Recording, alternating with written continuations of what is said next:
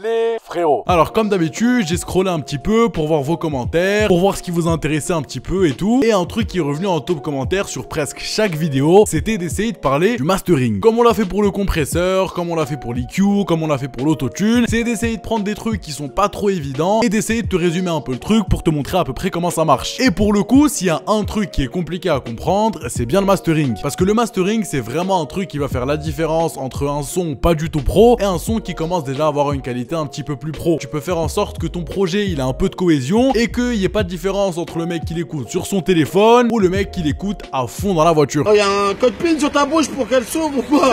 C'est pour ça qu'aujourd'hui, on va essayer de parler d'un des mystères et d'un des trucs les plus compliqués, le mastering. Now I lay me down to sleep. I pray the Lord that I wake again. I wake again. I pray the Lord that I... Comme tu le sais, généralement, quand je fais ce genre de vidéo, j'essaie de t'expliquer un peu un truc dans l'univers du mix. J'aime bien prendre un petit moment rapide où je fais mon prof d'histoire et je te fais un petit point histoire sur le truc dont je te parle. Comme à peu près tout ce qui est dans l'univers du mix, avant que ça arrive dans mes mains et que je l'utilise mal, ben généralement ça a une histoire qui remonte d'il y a archi longtemps. Et le mastering, bah il est hyper important dans l'histoire de la musique parce que c'est ce qui a fait vraiment en sorte qu'aujourd'hui on parle un peu de sons commerciaux. Ça a commencé en 1948 et c'est là où on a vu les premiers ingénieurs de mastering. Il y a eu l'apparition de l'enregistrement à champ magnétique et à cause de ça on a commencé à avoir des copies de master. Du coup c'était plus comme avant où tout était copié juste sur des vinyles à 33 tours. Et du coup en 1957 justement, bah les vinyles ils ont commencé à devenir super populaires. Ils ont commencé à arriver dans les marchés de la musique et là forcément les ingénieurs de mastering ils ont dû commencer à retravailler un petit peu le truc. L'idée c'était de faire en sorte de rendre les enregistrements les plus sonores, les plus stéréo possibles pour faire en sorte justement qu'ils soient agréables à écouter en radio et tout. Et quand les ingénieurs de mastering ils ont commencé justement à bosser sur le son à l'époque, bah ça fait en sorte que les disques ils ont commencé à se vendre 10 fois plus. Et c'est à ce moment là où il y a un truc qui est apparu dans le mix et qui est jamais parti depuis, c'est la guerre du volume. Et forcément bah en 1989 c'est l'arrivée du CD. Tout ce qui était vinyle etc ça a été remplacé d'un coup par justement les CD qui venaient d'arriver et ça a changé complètement l'industrie du mastering. Et justement c'est vers les années 90 on a commencé à voir les premiers logiciels de mastering arriver sur des trucs virtuels. Mais donc Jamy, si tu sors de l'histoire du mastering, bah en gros qu'est-ce que c'est le mastering? En gros le mastering c'est le fait d'harmoniser tous les éléments du mix et de faire en sorte d'optimiser la lecture justement pour qu'il soit agréable à écouter sur tous les systèmes possibles. En fait le terme de mastering il veut littéralement dire ça veut dire copie maîtresse. Et c'est donc le master. Et quand t'écoutes les albums qui sortent sur Apple Music, Spotify et tout, tous les sons qui sont uploadés sur les plateformes de streaming, c'est jamais les projets mix, mais c'est toujours les masters. Il y a même sur la page de Lender où ils font en vrai une comparaison qui est plutôt stylée. En gros, en fait, l'idée c'est quand tu mixes ton son comme on fait d'habitude, bah en fait c'est comme si t'étais en train d'assembler toutes les pièces d'une voiture. Et le mastering, bah c'est en fait la petite couche de peinture finale, c'est le fait de venir polir, et c'est d'essayer d'améliorer toutes les petites imperfections que tu peux trouver sur la voiture que t'as montée. Bon, en vrai, elle est pas ouf la comparaison. C'est nul! Mais bon, t'as compris le truc. Je peux pas en fait te donner un guide sur vraiment comment bien masteriser un son. Tu trouveras toujours des petites techniques pour mieux masteriser, tu trouveras toujours des meilleurs plugins, tu trouveras plein de façons de le faire. Mais vu que vous étiez chaud pour que j'en parle et que j'essaie de vous expliquer au moins c'est quoi vraiment les plugins basiques, comment faire pour au moins essayer d'avoir un début de master, je me suis dit qu'on allait essayer de le faire ensemble. J'ai chopé une prod sur YouTube, j'ai chopé un type beat, je te le mettrai en description. Je lui ai demandé de poser le yaourt le plus yaourté de l'histoire possible. Je l'ai importé sur Logic Pro, je l'ai mixé rapidement, j'ai mis mon compresseur, mon autotune, j'ai rajouté un peu de delay, etc. Histoire justement que j'ai un mix, mais que ce mix là il soit pas ouf pour que je puisse l'améliorer après au master.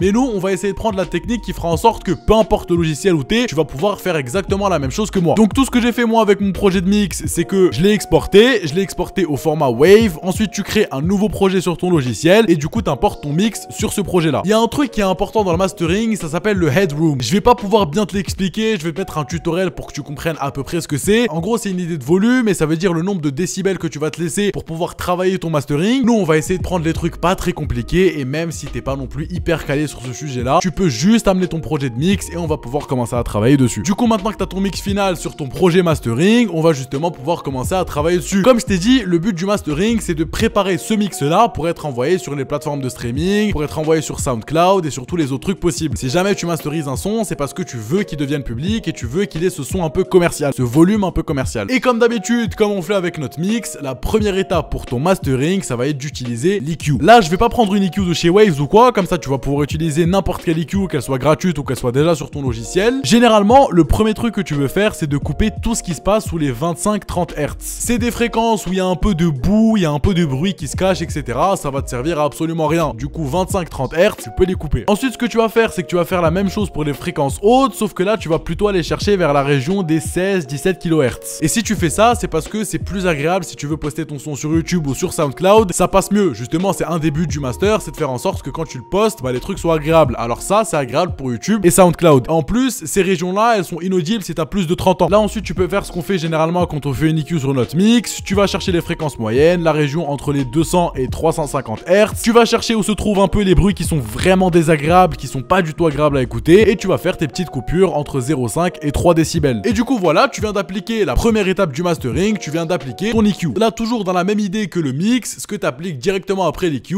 c'est ton compresseur. Si tu cherches sur internet, généralement, on va te conseiller d'utiliser un compresseur à multibande. Mais en vrai de vrai, tu peux très bien masteriser un son avec un compresseur classique sur ton logiciel ou un plugin de compresseur si t'en as un. Là, comme d'habitude, moi j'aime bien utiliser le FabFilter Pro C2. Du coup, comme d'habitude, on va masteriser notre son avec le FabFilter Pro C2. Comme d'habitude, je peux pas te donner de paramètres exacts, mais moi, c'est ce que j'ai fait avec mon compresseur. Ce que je suis venu faire, c'est que je commence par régler l'attaque à quelque chose d'un peu percutant, genre entre 10 et 15 millisecondes. Ensuite, pour mon ratio, généralement, j'applique un truc autour de 4-1. Si jamais tu trouves que le 4-1 sonne pas bien du tout, tu peux aller chercher la région des 2-1. J'ai vu que ça marchait plutôt bien aussi. Pour le release, tu vas chercher quelque chose de plutôt rapide, genre vers les 100 millisecondes. Et ensuite, pour le seuil, là, ça va être quelque chose de très important. Tu vas devoir le jouer à l'oreille et tu vas du coup abaisser ton seuil jusqu'à ce que tu obtiennes une réduction de gain entre 1 et 3 décibels. Si jamais tu compresses mal, ça va tuer les snares, ça va tuer certains drums. Et du coup, voilà, maintenant que tu l'as réglé à l'oreille, que tu as appliqué ton EQ et ton compresseur, on va appliquer un des trucs qu'on n'a jamais fait pour le mix, mais qu'on va commencer à faire pour le mastering. C'est qu'on va pas faire une EQ déductive, mais au contraire, on va faire une EQ qui va nous permettre d'ajouter des certains sons. Et pour ça, il y a une EQ qui est historique. C'est les EQ Pulktec. En fait, ces EQ là, elles sont connues parce qu'elles vont permettre de donner un petit peu de vie à tes drums, elles vont permettre de donner un petit peu de vie au 808. Et du coup, ce genre de truc, ça va nous permettre de donner un petit peu de vie à la prod. Pour l'EQ addictif comme ça, là, je peux pas te mettre un truc gratuit. Je vais utiliser une EQ de chez Waves, je crois que c'est la C101 ou je sais plus exactement comment elle s'appelle. Quand j'utilise cette EQ là, je touche seulement à deux trucs. Ce que tu vois là sur les low frequencies, je les baisse à 30. Et en ce qui concerne le boost qui est juste en haut, je fais généralement un boost de 2,5 voire 3 décibels maximum. Et du coup, maintenant que tu as appliqué cette EQ qui va pouvoir rajouter un petit peu de caractère à ton son, on va appliquer un truc qui est super important, c'est un exciteur. C'est pas un plugin de Jean-Marie Bigard, hein, aucun rapport. Ça va être des plugins qui vont pouvoir ajouter un petit peu de brillance à ton son. Du coup, c'est un espèce de jeu de fréquences. Ça va permettre de jouer par exemple sur les fréquences hautes pour ajouter un grain un peu vintage à ton son. Tu peux juste te baser sur ces paramètres là parce qu'ils ont marché pour mon master à moi. Et ensuite, toi, tu feras en sorte de les copier, mais surtout de les changer complètement pour avoir un son stylé sur ton son à toi. Et maintenant qu'on a fait ça, on va passer à une partie qui est très importante pour ton master. Justement, comme je t'ai dit, le but c'est de l'envoyer en radio. Et pour ça, il faut qu'on lui donne justement un effet stéréo. Qu'on ait justement l'impression qu'il est un peu pané à gauche, qu'il est un peu pané à droite, que vraiment il vienne remplir la pièce quand tu l'écoutes. Et du coup, pour ça, j'utilise un plugin de chez Waves qui s'appelle le Stereo S1 Shuffler. Même s'il a l'air compliqué, l'idée elle est toujours la même. Tu vois, ces deux boutons là, en gros, ils vont à chaque fois te permettre de rajouter du width dans ton son. Le width, en gros, c'est la profondeur. Et comme d'habitude, quand tu vas jouer avec, l'idée à chaque fois, c'est que ça va rajouter le plus de profondeur possible. Celui-là, il est un petit peu compliqué à t'expliquer. Je vais te mettre un tuto français dans la description qui est plutôt simple à comprendre. Mais moi, j'ai utilisé ces paramètres-là. J'ai fait en sorte de le rendre discret parce que tu veux surtout pas qu'on l'entende trop. Mais en même temps, ça m'a permis de donner un petit peu ce côté stéréo à mon master. Ensuite, le dernier truc, un des trucs qui est le plus important pour ton master, peu importe l'ordre des plugins, celui-là, c'est certain que tu vas le mettre à la fin. C'est ce qu'on appelle un limiteur. Le limiteur, justement, c'est un des plugins les plus importants parce que c'est grâce à ce plugin-là que tu vas pouvoir avoir le son et le volume commercial. Comme d'habitude, ça va venir chercher la gamme dynamique de ton son, ça va venir chercher les parties les plus hautes et faire en sorte que, dépendamment de comment tu le setup, il n'y a aucun moment où ça va être trop saturé, ça va pas être agréable à écouter. Moi, j'utilise le plugin de chez Waves, c'est un limiteur que j'aime beaucoup. Peu importe le limiteur que tu vas utiliser, c'est sûr qu'il va te servir un petit peu. Alors, pour le limiteur, il y a certaines règles qui sont connues. Par exemple, si vous postez vos sons sur SoundCloud ou sur YouTube, généralement, on conseille de régler la sortie maximale sur 0,5 décibels, voire moins 1,1 décibel maximum, qui est parfait pour SoundCloud. Ensuite, tu vas pouvoir commencer à t'amuser avec le seuil, donc le threshold, et tu vas le jouer à l'oreille pour voir à quel moment ça marche bien et c'est pas trop fort. Le but, c'est juste de rajouter un petit peu ce volume commercial parce qu'avec tous les plugins qu'on a mis au début, on a réussi à créer une certaine harmonie. Et le but du limiteur, ça va être justement de nous rajouter un petit peu de son, mais de faire surtout en sorte qu'à aucun moment ça soit saturé. Et ensuite, avec le seuil, je suis venu descendre pour voir à quel moment ça marchait plutôt bien. Et du coup, voilà, je vais pas te mentir, je suis pas ingénieur mastering.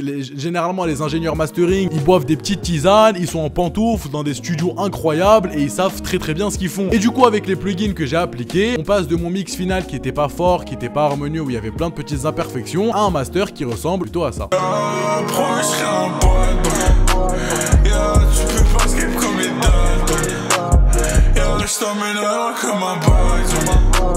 Alors comme d'habitude, si t'as bien aimé les plugins, si t'as bien aimé tout ça, tu peux lâcher ton like. Si t'as envie de masteriser plein de sons et de faire plein de streams, tu peux même t'abonner. Quant à moi, je te dis à très bientôt et bon courage pour masteriser ton son.